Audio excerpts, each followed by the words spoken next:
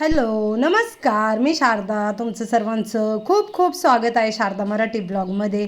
माझ्या सर्व ताई दादा मैत्रिणींना गुड मॉर्निंग. श्री स्वामी समर्थ. आज आहे पहिला श्रावण सोमवार आणि नागपंचमी, दोन्ही सण एकत्र आले. तर माझ्या सर्व ताई दादा मैत्रिणींना नागपंचमीच्या आणि पहिल्या श्रावण सोमवारच्या खूप खूप शुभेच्छा. तर ह्या साडीची मी आजच घडी मोडली. म्हटलं चला आज श्रावण सोमवार आहे आणि पूजेला मंदिरामध्ये जायला लागेल. तर सफेद कलरचं साडीचं कापड आणि साडी खूप मस्त आहे. आता सकाळचे 6:30 वाजले आणि रात्री किचन बघा एवढा स्वच्छ आणि क्लीन आवरून ठेवला होता. एवढा स्वच्छ किचन आवरला ना का खरंच दुसऱ्या दिवशी काम करायला पण छान वाटतं. आणि हे मॉर्निंग वॉकला गेले ते येतीलच 7, 7:15 पर्यंत. आधी झोपला आहे. घरातली देवपूजा सुरू करायच्या आधी बाहेरची देवपूजा करून घेते. तर सर्वात आधी उंबरठा स्वच्छ पुसून घेतला आणि उंबरठ्याला हळदीचं लेपन केलं. उंबरठ्यावर छान अशी रांगोळी काढून घेतली आहे. आता धूप दीप भीमसेन कापूर सर्व काही निरंजन्या वगैरे चालू करून घेतल्या. इथे तुळशीची पूजा करून घेतली. शमीच्या झाडाला दिवा लावला आहे. शमीच्या झाडाची पूजा केली. उंबरठ्याची मस्त अशी पूजा करून घेतली आहे. बाहेर रांगोळी काढले. तर अशा पद्धतीने मी सकाळी सकाळी पूजेला सुरुवात केली आहे. आणि बाहेरचं एवढं फ्रेश मस्त असं वातावरण आहे ना, तर एवढ्या प्रसन्न वातावरणात आणि पक्ष्यांच्या चिवचिवाटामध्ये अशी मी सकाळची बाहेरची पूजा केली. तर आता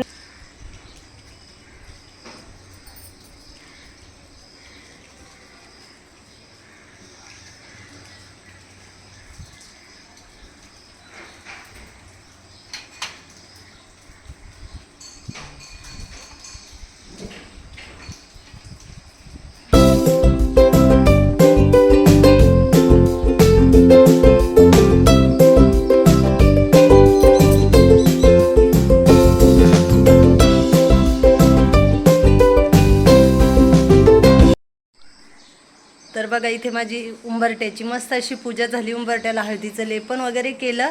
आता घरातली देवपूजा राहिली आहे, पण आता घरातली देवपूजा जरा वेळ थांबवते, कारण मला शंकराच्या मंदिरामध्ये पण जायचं आहे पूजेसाठी आणि घरातली देवपूजा बाकी आहे.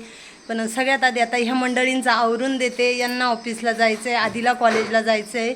तर ते सर्व काही आवरून देते आणि त्याच्यानंतर घरातली देवपूजा आणि शंकराच्या मंदिरात तुम्हाला मी दाखवते. शंकराचं मंदिर कुठे आहे? माझ्या घराजवळच आहे. हे बघा इथे शंकराचं मंदिर आहे. हे बघा अगदी घराजवळ आहे. इथून एकदम जवळ आहे, पण आता इथून पावसामुळं जाता येत नाही, त्याच्यामुळं सरळ रस्त्याने जायला लागतंय. तर इकडनं रस्त्याने जायचं म्हटल्यावर लांब पडतंय आणि इथूनच म्हटलं तर अगदी 2 मिनिटाच्या अंतरावरती आहे. हे बघा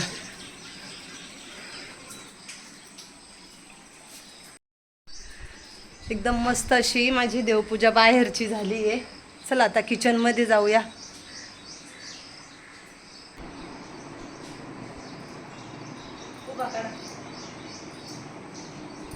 यांचा भाजीपोळीचा मस्तपैकी नाश्ता वगैरे झाला आणि त्यांची आता तयारी झाली, ऑफिसला जायला निघाले. तर आमचं आहे ना जागवारचं 1-2 नळांना थोडासा प्रॉब्लेम आला आहे. तर त्यांनी आहे ना कंपनीलाच फोन लावला आहे का या आणि नळ व्यवस्थित रिपेअरिंग करून द्या. आमचं बघा दररोजचं असंच असतंय का ह्या ऑफिसला जायची जेव्हा तयारी करतात तेव्हा यांना ड्रेस मी काढून देणार आणि त्यांच्याच अवतीभोवती जोपर्यंत ते ऑफिसला जाती नाही तोपर्यंत राहणार. म्हणजे ती दररोजची सवय पडली. जोपर्यंत ते निघती नाही ना तोपर्यंत मग मला माझं काही काम सुचत नाही. असं होतंय दररोजचंच.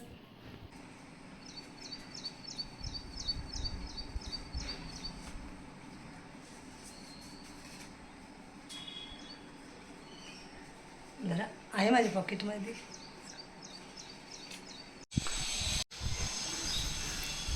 पायपुसणीचं वेलकम नाव समोरून करा बरं का. राहू द्या मग दुपारचे जेवायला येताना पाऊस. कापड कसलं आहे?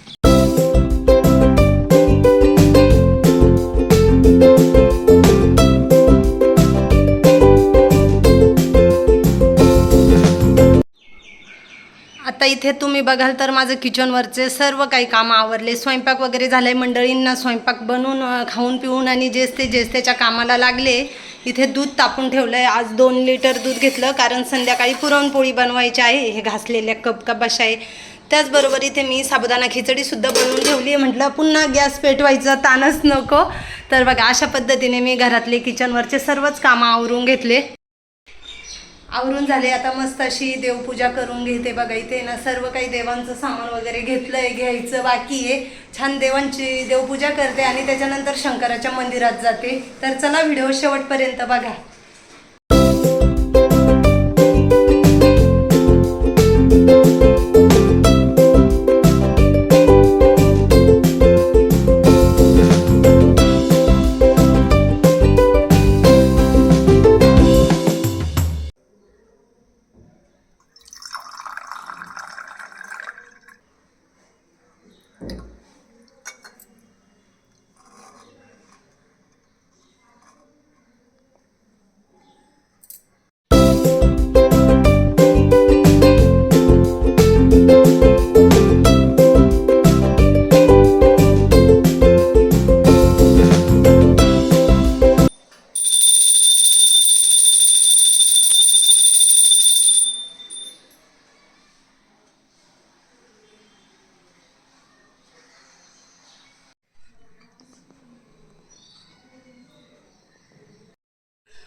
आता तुम्ही इथं बघितलं मस्त माझी घरातली देवपूजा वगैरे झाली आणि मी मस्त अशी गळती चालू ठेवली शंकराच्या पिंडीवरती. म्हटलं आज दिवसभर मस्त गळती चालू ठेवूया.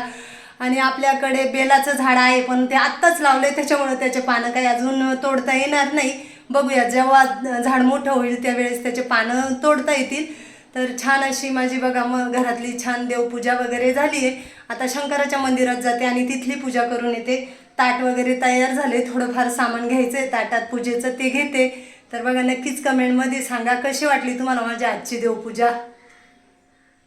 नागदेवताचा फोटो लावून मस्त अशी नागदेवताची पूजा करून घेतली. आता बाहेरून आघाडा आणि हराळी आणते.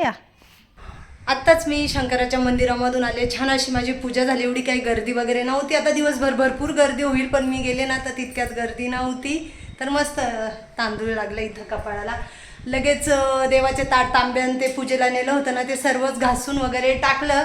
आता फराळाचं करते कारण आहे ना 6:15 वाजलाय आणि सकाळपासून फक्त चहा घेतला आहे. त्याच्यानंतर काहीच खाल्लेलं वगैरे नाही आहे. तर मग म्हटलं चला आता ना फराळाचं करून घेते. उशीर पण झाला आहे आणि आता हे ताट तांबे पुसून ठेवते म्हणजे त्याच्यावरती डाग वगैरे पडणार नाही ना. असेच ठेवले तर लगेच डाग पडून जातील. खरं सांगायचं तर मी साबुदाणा खिचडी सकाळीच बनवून ठेवली होती. म्हटलं कसं किचन आवरून जाईल. नाही तर काय होतं किचनवरती ना थोडंफार असं काही असलं अन्न का असे पाखरं ते झिमणं का काय त्याला म्हणतात ते होतात. तर मग म्हटलं चला खिचडी बनवूनच ठेवू म्हणजे किचन एकदम स्वच्छ आवरून जाईल.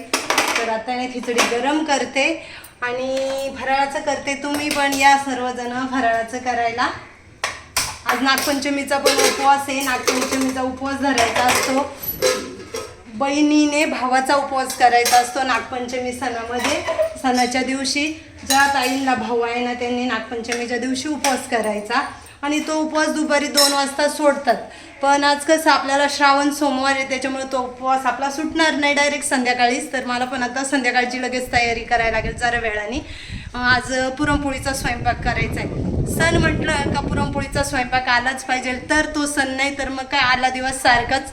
तर सण असला आणि मला करायचं असलं देवांना नैवेद्य वगैरे दाखवायचा असला तर मग मी पुरणपोळीचा स्वयंपाक बनवते. तर चला आता खिचडी गरम करते. यांना पण फोन करते जेवण करायला बोलवून घेते. आज मी काही ऑफिसमध्ये गेले नाही. बघते गर्दी असेल तर ते दुपारी जेवण करायला आले ना तर तेव्हा जाईल. तिथे म्हटले नको येऊ तर मग नाही जाणार असं करणार आहे. बघा बटाटा टाकून मस्त अशी साबुदाणा खिचडी बनवली. दही पण आहे. तर मस्त आता फराळाचं करते.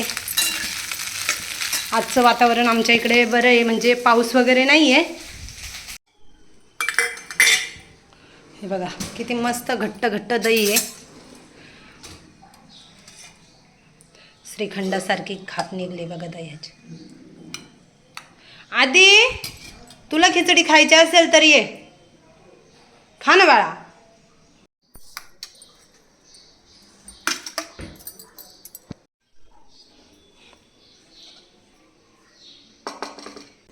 आता फराळाचं करायला हॉलमध्ये बसते. थोडे वेळ टी व्ही लावते आणि फराळाचं करते. यांना फोन केला आता हे सुद्धा जेवण करायला येतील.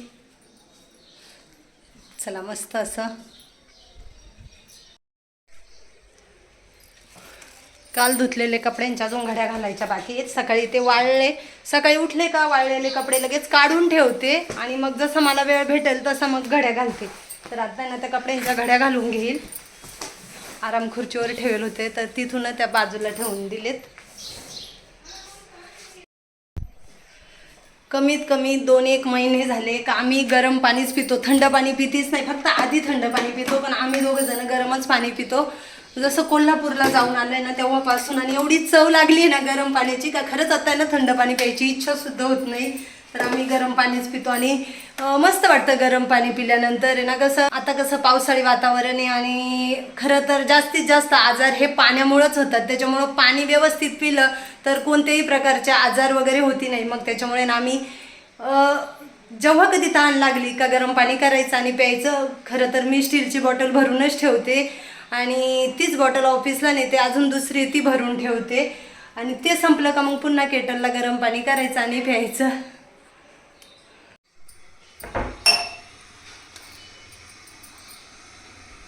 आधीला आज बटाट्याचे पराठे बनवले होते. साबुदाणा खिचडी बनवायची होती तर मग बटाटे उकडले होते खिचडीसाठी पण आणि आधीला पराठे पण बनवून ठेवले. तर चला व्हिडिओचा एंड करते. कसा वाटला आजचा व्हिडिओ कमेंटमध्ये नक्कीच सांगा. व्हिडिओ आवडला तर लाईक शेअर चॅनलला सबस्क्राईब करा. लवकरच नवीन व्हिडिओ घेऊन येईल.